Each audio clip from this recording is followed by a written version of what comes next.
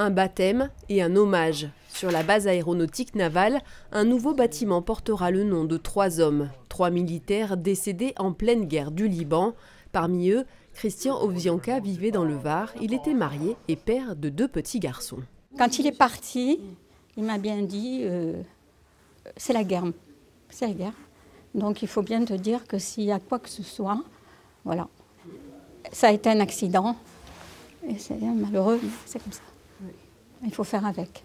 C'est une journée où je pense que voilà, on peut vraiment repenser à notre père de façon positive.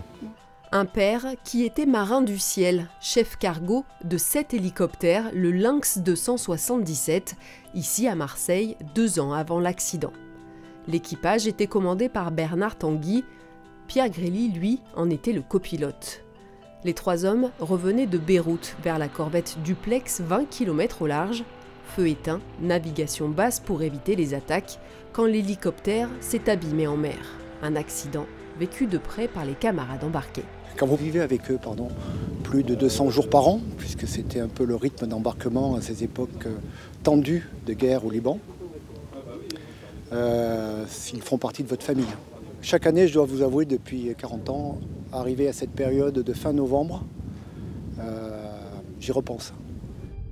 Chaque année, ailleurs, un hommage est rendu à ces frères d'armes morts au service de leur pays. Nous sommes les héritiers de toute cette tradition et de tous ces malheureusement, parfois de ces accidents.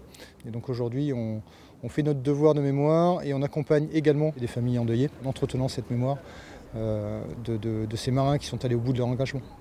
Depuis la création de la Force aéronautique navale en 1910, 1600 marins du ciel ont trouvé la mort en opération commandée.